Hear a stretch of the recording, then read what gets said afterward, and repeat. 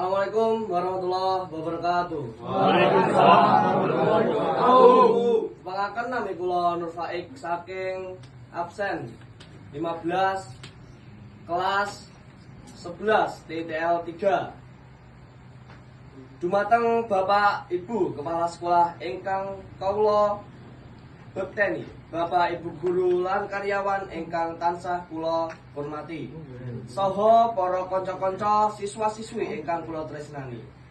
Langkung rumiyin sumangga kita tansah ngaturaken puji syukur wonten ngarsanipun Gusti Allah Subhanahu wa taala ingkang sampun paring kanurmatan, rahmat lan hidayahipun dumateng kita sedaya.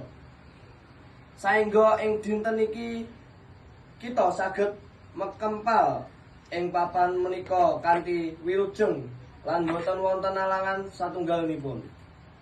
Kula ugi aturaken agunging matur suwun dumateng panjenengan sedaya ingkang sampun kersa ngluwangaken wekdal saperlu rawuh wonten ing adicara menika. Bapak Ibu lan kanca-kanca ingkang kunarmatan, wonten ing kalodhangan menika kula badhe ngaturaken babagan wigotasipun jagi keresikan lingkungan sekolah.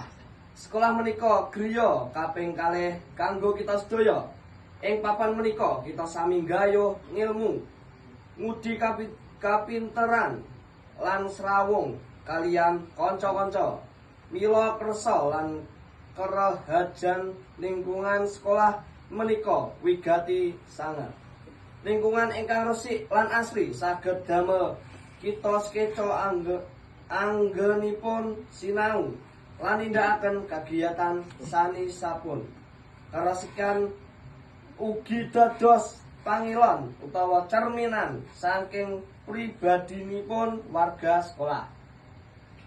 Menawi sekolah kita resik, tegesipun kita sedaya sampun duweni rasa tresna dumateng papan dunung kita.